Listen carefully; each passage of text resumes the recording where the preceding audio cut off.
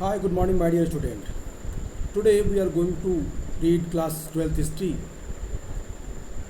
chapter Bhakti and Sufi tradition from 8th to 18th century.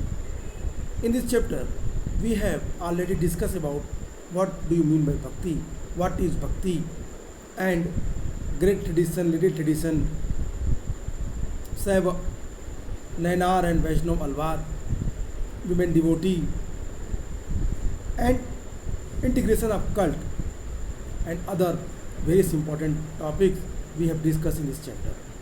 Today we will discuss the growth of Sufism. But to start this topic, I would like to inform you that I have discussed about the principle of Islam in my previous video. You have to see, you should observe that video, then you find out that why Sufism emerged in Islam. What was the reason behind that? Sufism, Sufi and Sufism, that is not actual word. If you will minutely observe about that the literature, the textual information, you can find that Sufism or Sufi word, Sufism is not used in their text. Always they use the word tasawwuf. Tasawwuf is the Arabic word. According to tasawwuf, that is the sect, that is a special type of people who always try to interact with God in living a simple life and try to better for the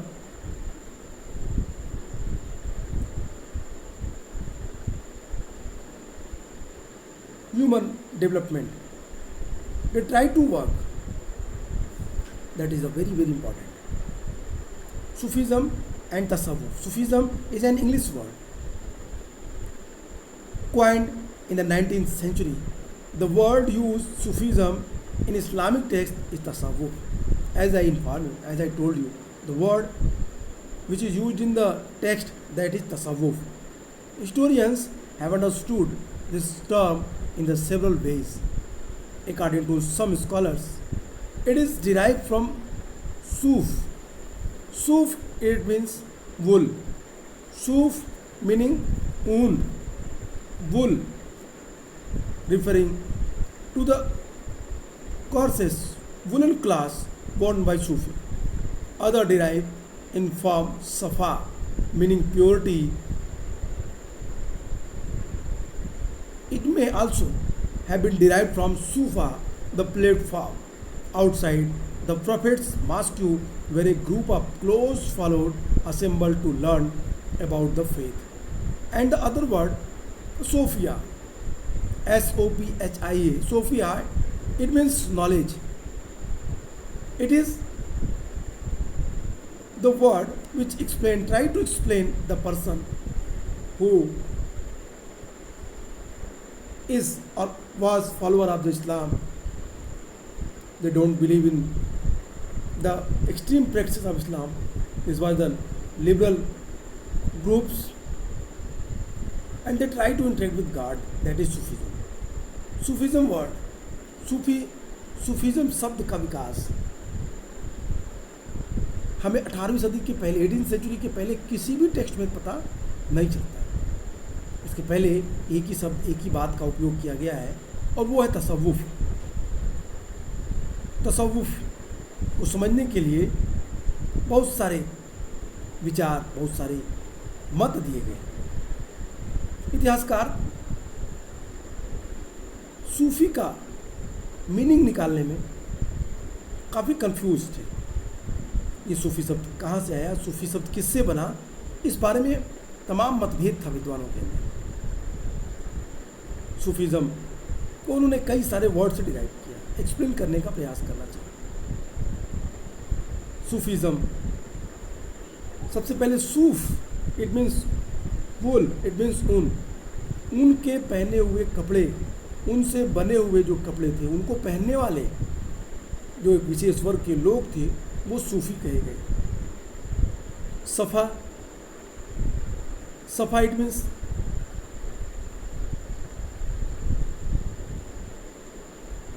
purity, शुद्धता, जो नैतिक रूप से शुद्ध थे, जो ईश्वर के प्रति उनकी भक्ति में लीन रहते थे, ऐसे शुद्ध लोगों के लिए सूफी को प्योरिटी से इंटर रिलेट किया गया। एक और वर्ड सफ़ा, सफ़ा purity and sofa, sofa mean platform.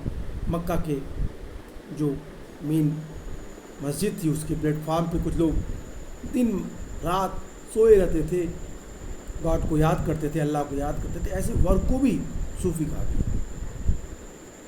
Sufism का विकास अपने कुछ मामले में यूनिक था। एक और वर्ड, जब you have read the crusades, आपने क्रूसेड्स पढ़ा होगा क्लास 11th में, आपने देखा कि किस तरीके से इस्लामिक एम्पायर काफ़ी दूर तक फैली, यूरोप तक फैली, ग्रीक तक फैली। यहीं से सूफिया वर्ड आए। सूफिया की मीनिंग नॉलेज। यूनानी विद्वानों से इम्प्रेस होके इस्लाम के अंदर कुछ लोग गॉड से इंटरेक्ट होने के पथ पे चले और ऐसे ही लोग सूफी कहे। तो I have given the 4 word, सूफ, सूफा, सफ़ा एंड सोफिया। सूफ इट मीन्स वुल, सफ़ा इट मीन्स प्योरिटी, सूफा इट मीन्स प्लेटफॉर्म एंड सोफिया इट मीन्स नॉलेज। इनके आधार पे सूफिज्म को समझने का प्रयास किया गया, इनके आधार पे बातों को किया गया। पॉइंट 6 में द ग्रोथ ऑफ सूफिज्म में हमने बात की थी कि किस तरीके से सूफिज्म और सूफी मत का विकास हुआ। I have already discuss about that in the early century of Islam a group of religious minded people called Sufi turned the asceticism and the mysticism in the protest against the growing the materialism of the Khalifa as the religious and the political institution. They were critical of the dogmatic definition and scholastic method of interpreting the Quran and Sunnah adopted by theologians. Instead, they laid emphasis to seeking salvation through intense devotion and love for God by following His command and by following the example of the Prophet Muhammad, whom they regarded as a perfect human beings. Sufi thus sought in interpretation of the Quran the basis of their personal experience. Author want to inform you that the meaning of the Sufism, growth of Sufism, कहता है इस्लाम की प्रारंभिक शताब्दियों में, शुरुआत में धार्मिक और राजनीतिक संस्था के रूप में खिलाफत की बढ़ती हुई जो शक्ति थी उसके विरुद्ध एक वर्ग का उत्थान हुआ, एक वर्ग आया। इस वर्ग ने भौतिकतावाद, इस्लाम की भौतिकतावाद, इस्लाम की एक्सट्रीम प्रैक्टिसेस के अगेंस्ट स्टेप लिया। उन्होंने वैराग्य की ओर, उन्होंने रहस्यवाद की ओर, रहस्यवाद माइस्टिज्म एंड वैराग it means protest against the governing materialism के अगेंस्ट जो काम किया, ऐसे वर्ग का उत्थान हुआ। ऐसे वर्ग के लोग रूढ़िवादी परिभाषाओं तथा धर्म, जो इस्लाम धर्म के विद्वान थे उनके द्वारा गढ़ी गई सुन्ना की बौद्धिक व्याख्या जो की थी उन लोगों ने, उसकी उन्होंने आलोचना की। इनके विरुद्ध उन्होंने मुक्ति के लिए ईश्वर की भक्ति और उनके आदेशों के पालन पर बल दिया, devotion towards God. They emphasis, इन्होंने इस बात पे बल दिया, they enforce that you have to interact with God with the help of bhakti and devotion. उन्होंने पैगंबर मोहम्मद को इंसान कामिल कहा। It means unique person, perfect human beings word का उन्होंने इस्तेमाल किया प्रॉफेट मोहम्मद के लिए और अपने निजी अनुभवों को अपने पर्सनल एक्सपीरियंस के आधार पर उन्होंने कुरान की व्याख्या की. That is the very important thing which we understand that why Sufi sect emerged during the initial time of the Islamic development. Sufi आंदोलन क्यों आया, सूफीवाद का विकास क्यों हुआ? कहता है इस्लाम में विभिन्न रहस्यात्मक में मिस्टिसिज्म से जो वर्ड निकला तसव्वुफ, इसका विकास हुआ, रहस्यवादी विचारधारा का विकास हुआ. एवरी रिलीजन है टू पर, सभी धर्मों की विशेषताएं होती हैं, पहलू होते हैं. प्रत्येक धर्म के दो पहलू होते हैं, एक आंतरिक पहलू और एक बाह्य पहलू, एक एक्सटर्नल और एक इंटरनल.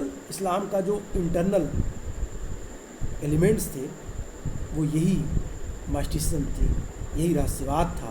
और इसी इंटरनल पहलू में सूफीज़म का डेवलपमेंट, तसव्वुफ का डेवलपमेंट हुआ.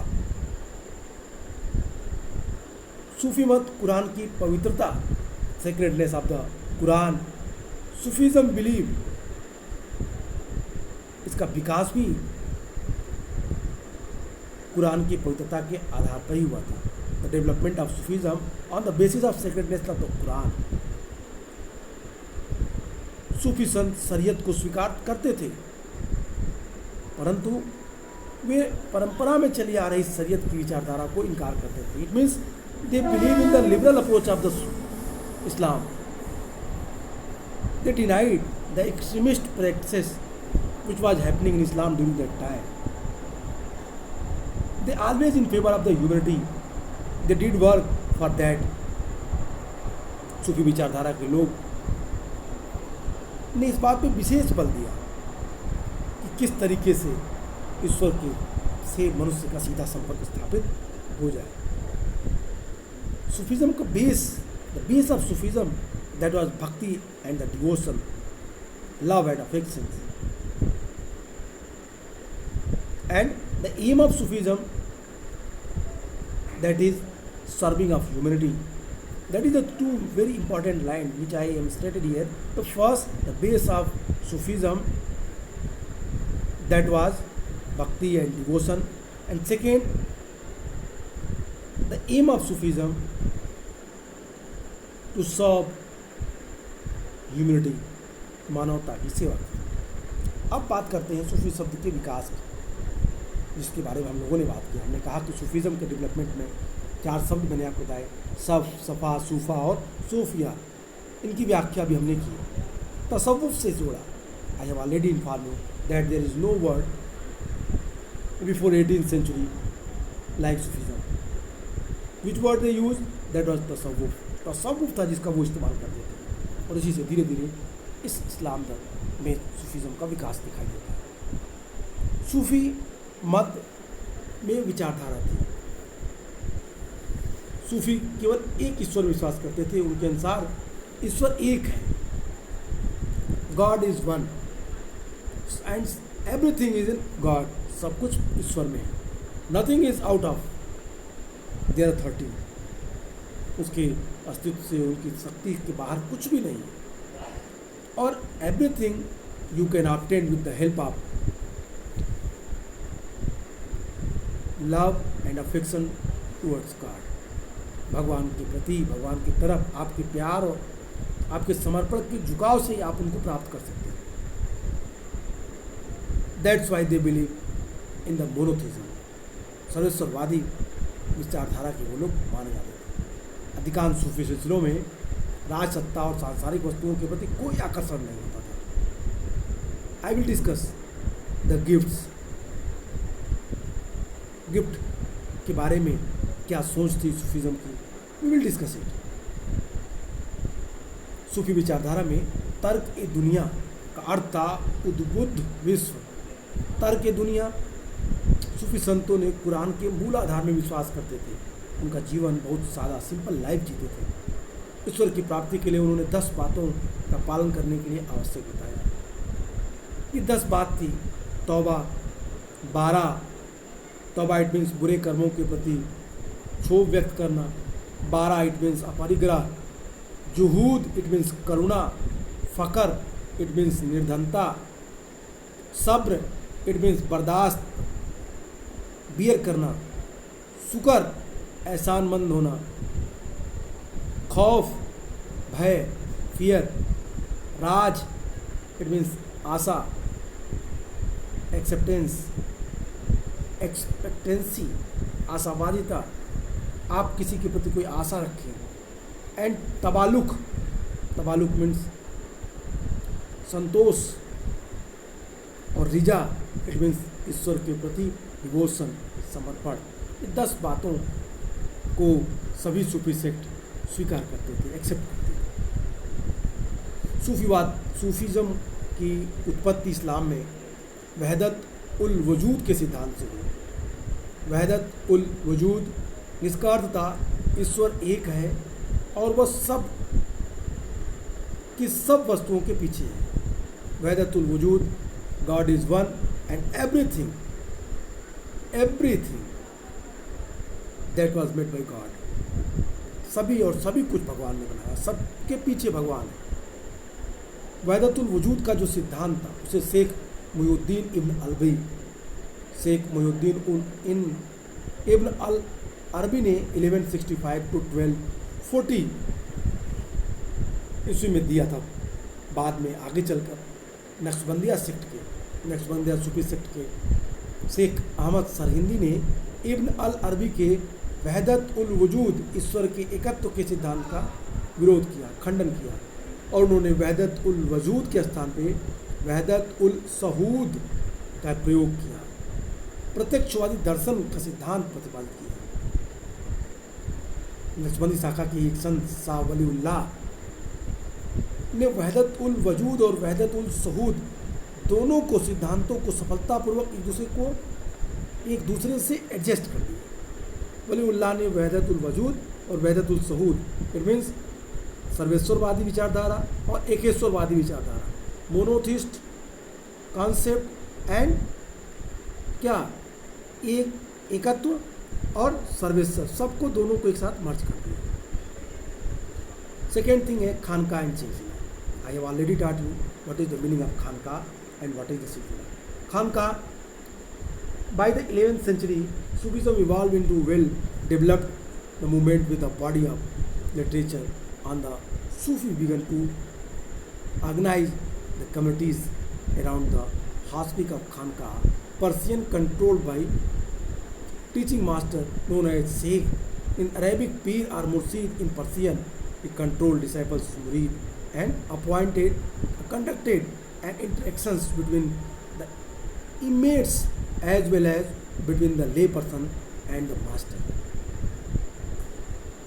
खानका क्या थी? कहता है 11th सेंचुरी तक आते आते सूफीवाद का पूर्ण विकसित आंदोलन हुआ। सूफी और कुरान से जुड़ा अपना साहित्य था, अपना लिटरेचर था। संस्थागत दृष्टि से सूफी अपने को एक संगठित समुदाय खानका से जुड़ा हुआ मानते थे। खानका फारसी शब्द है, इसके इर्द गिर्द स्थापित करते थे। खानका का नियंत्रण जो शेख था, जो टीचर था, वो करता था, और वो अपने मुर्शिदों को, अपने डिसाइपल्स को अपॉइंट करता था खानका में। और इस प्रकार जो आध्यात्मिक व्यवहार के जो नियम थे, जो रूल्स थे, उनको निर्धारित करके खानका के माध्यम से सूफीज़म का विकास, सूफीज़म का प्रचार और प्रसार दूर दराज के क्षेत्रों में किया। सूफीज़म का बेस था love and affections, no discrimination, मानवता की सेवा, सर्विंग ह्यूमैनिटी। ये बेसिक फंडामेंटल चीज़ें थी जिसको सूफीज़म में रखा गया। सूफी संतों के निवास को खानका कहा गया। यहीं से वे अपने उपदेशों का प्रचार प्रसार करते थे। दूर दूर से लोग आध्यात्मिक उन्नति के लिए खानका जाते थे। विभिन्न सूफियों ने अपने अलग अलग स्थानों पर खानका स्थापित किए थे, जैसे ख्वाजा मोइनुद्दीन चिश्ती ने अजमेर में, शेख फरीदुद्दीन गज सकर ने अजोधन में, शेख निजामुद्दीन औलिया गयासपुर दिल्ली में, शेख सिराजुद्दीन उस्मानी बंगाल में, शेख बुरहानुद्दीन दौलताबाद में, नासिरुद्दीन चिरागे देहलवी दिल्ली में, और सैयद मोहम्मद येसुदराज गुलबर्गा कर्नाटक में, शेख सलीम चिश्ती फतेहपुर सीकरी में, शेख बहाउद्दीन जकारिया मुल्तान में। इस तरीके से सभी सूफी संतों ने अपने खानकाह को स्थापित किया।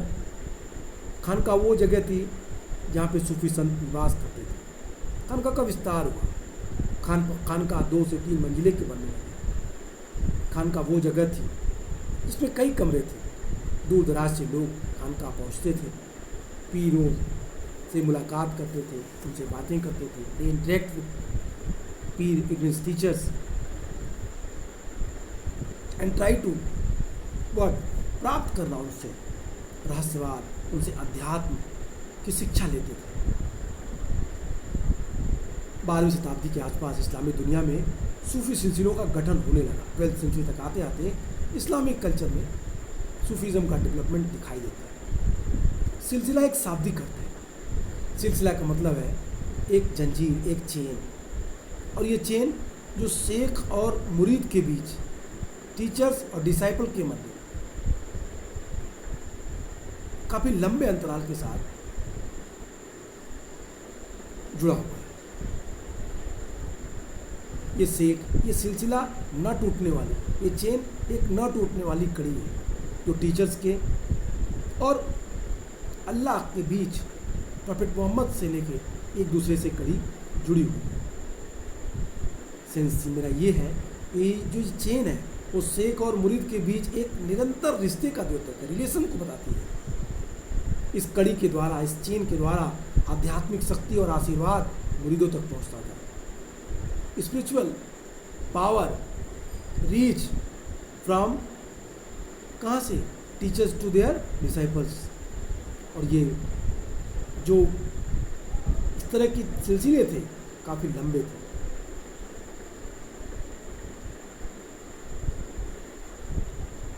सूफीज़म में दीक्षित होने के लिए, फॉलोअर्स बनने के लिए टीचर्स का बालों को मुड़वाना पड़ता था, कुछ कपड़े धारण करने पड़ते थे। That is clear given here when the sheikh died his tomb, shrine, dargah. But before explain this paragraph, you have to see this line, the Prophet Muhammad. It was through this channel that spiritual power and blessing were transmitted to devotees. Chain that is medium, what? To transmitted the blessing from teachers to their disciples. Special rituals of institutions were developed in which initiates took an oath of allegiance, wore a patch, garment and shaved their hair. बालों को छीलना पड़ता था, थिगड़ी धारण करनी पड़ती थी दीक्षित होने के लिए. When the sheikh died his tomb shrine, dargah, Persian term meaning court became the center of devotions for the following of this, encouraged the practice of pilgrimage of the ziarah for the grave, particularly on his death anniversary or urs. Urs, it means marriage, signifying the union of his soul with God. This was because people believed that in death saints were united with God and were they closer to him when the living people sought their blessing to attain material and spiritual benefits. Thus evolved the cult of the Sheikh Rishi the Wali. कहता है कि पीर की मृत्यु के बाद दरगाह जो थी जहाँ पे वो रहते थे, दरगाह फारसी में अर्थ था दरबार, मुरीदों के लिए भक्ति का स्थल बन जाती थी। इस तरह पीर की दरगाह पर जियारत करने के लिए खास तौर पे उनकी बरसी के अवसर पे परिपाटी चल पड़ी, लोग दूर दराज से उनके यहाँ आने लगे। इस परिपाटी को उर्स कहा गया। उर्स इट मीन्स विवाह, मैरिज। इसके मायने पीर की आत्मा ईश्वर में मिल गई, ईश्वर के साथ उसका मिलन हुआ। ये भी कहा जाता है कि लोगों को ऐसा मानते थे कि मृत्यु के बाद जो टीचर्स थे, जो पीर थे, वो ईश्वर के साथ, ईश्वर के से और भी ज़्यादा एकीभूत हो गए, नज़दीक आ गए, उनमें मिल गए, और इस तरह पहले के बजाय उनका ईश्वर से करीबी और ज़्यादा बढ़ गई। लोग आध्यात्मिक और ऐहिक कामनाओं की पूर्ति के लिए उनका आशीर्वाद लेने के लिए वहाँ पहुँचते। That is the very important things that the people reach there for the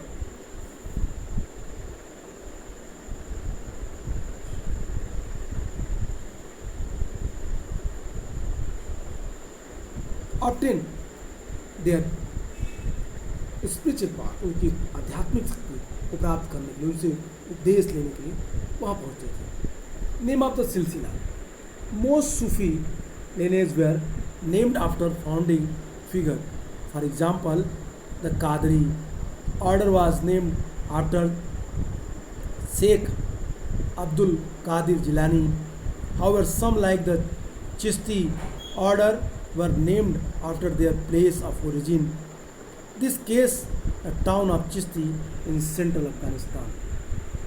कहता है कि सिलसिला जो थी वो ज़्यादातर सूफी वंश उन्हें स्थापित करने वालों के नाम पे पड़ गए। उदाहरण, कादरी सिलसिला शेख अब्दुल कादिर जिलानी के नाम पे पड़ा।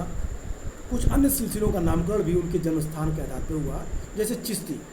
चिश्ती मध्य अफगानिस्तान के में स्थित एक शहर है चिश्ती। चिश्ती शहर से ही चिश्तिया से डेवलप हुआ। और फिर I think everyone aware of that the Chishti. When a Sikh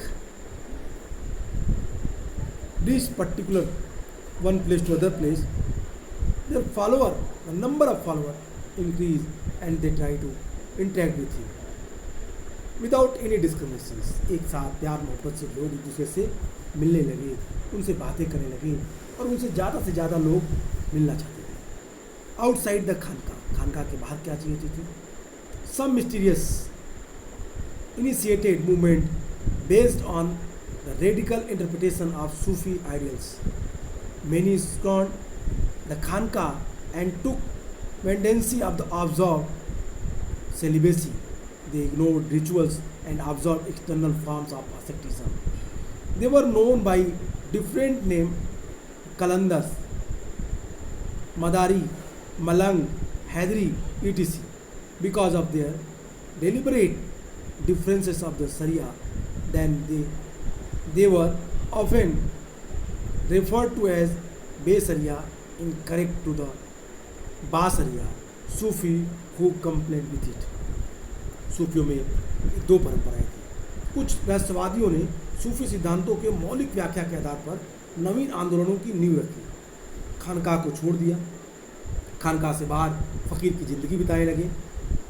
निर्धनता और ब्रह्मचर्य को उन्होंने गौरव प्रदान किया। सेलिबेसी और पॉवर्टी को उन्होंने महत्वपूर्ण स्थान दिया। उन्होंने ऐसे लोगों को, ऐसे सूफी संत को कई नामों से जाना जाता है, जैसे कलंदर हैं, मदारी हैं, मलंग हैं, हैदरी हैं।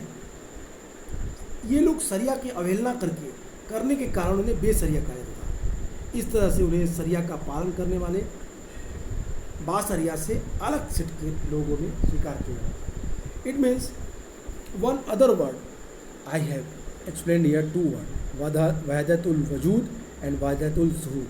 Wahdatul Wujud it means Ekeshwarvad, Wahdatul Shuhud it means Sarveshwarvad.